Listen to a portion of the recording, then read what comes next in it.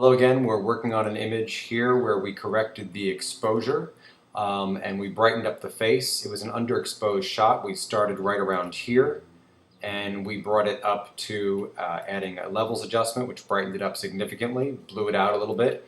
That was our curves adjustment in the face. We dropped out the color in the background. We also cleaned up the eyes, and we then added some importance by doing a curves adjustment and a darkening curve adjustment on the eyes. What I'd like to do now is merge these layers up to the top and take this a step further by transferring it to a black and white and also adding a gradient map to it. So if you liked it as a color image, you could stop here. This would be a great adjustment to have fixed a shot that was kind of suffering from low light. If we want to go further, just be in your topmost layer here. Make sure it's blue. And if you're on a Mac and you're following along, we're going to merge these layers upwards by hitting Shift, Option, Command, all three of those at once, and then hit letter E. If you are following along on a PC, that same move is Control, Shift, and Alt at the same time, and then hit the letter E. What it's done is it's merged everything in this topmost layer. All these adjustments can be turned off now because they have already been merged. From here, let's make some quick moves and change this to a black and white. I went over to our adjustment panel. There's some presets over here, and one of the presets on this side is a black and white preset, and I chose the blue filter. And what that does is it kind of adds a little bit of noise and a little bit of grain to the image, but I like the way it's treating the eyes, and I like what it's doing to the jacket, so I'm going to accept that change like that. It lives right here. This adjustment lives right above it. We've effectively just transferred it over to black and white. If you come down to the bottom of your layers adjustment panel, let's launch another layer, which would be the gradient map.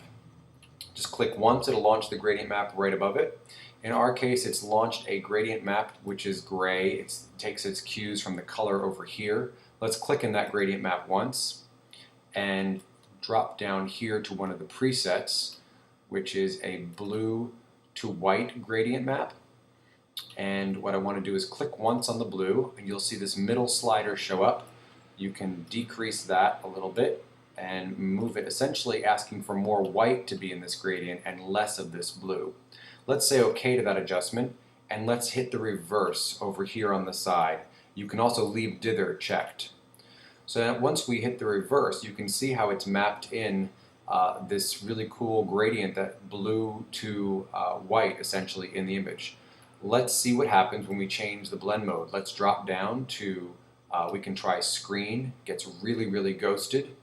We can also drop that opacity down and kind of see how that feels.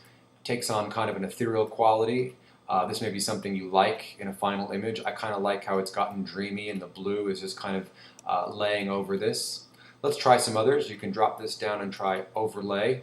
It gets really, really dense. We see a lot of density that's picked up, but again, you have the option to use your opacity slider, and I'm sliding this down to about 50%. Let's try soft light. Actually, that's a nice compromise. Soft light at roughly about, let's say, 70% is a nice compromise. So we just put a gradient map over a black and white image. Here's our black and white layer right here, and here's our gradient map layer right here. And that's in a soft light blend mode.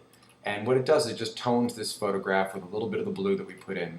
If you decide you want to change that, just click on the gradient layer, click over here on the right on the gradient again, and go ahead and double click on the right color stop, which is your blue. And you can also change this by clicking around in your color selections box here, and you will be also changing it in real time live as you move your sliders around. And you can see the adjustments happening in the picture. We can add some turquoise or this kind of cyan color, and it will leave that as the tone. You can say OK to that, and you can see by our gradient slider here, we've actually changed that. You can say OK to that. So there's no end to how you can keep toning this image with a gradient by going into your gradient, changing it, dropping down the opacity, dialing it in, dialing it out, trying a different blend mode.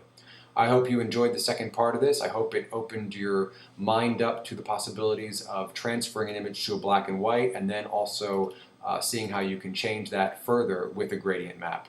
Thank you for watching, and I hope you learned something, and we'll see you again here.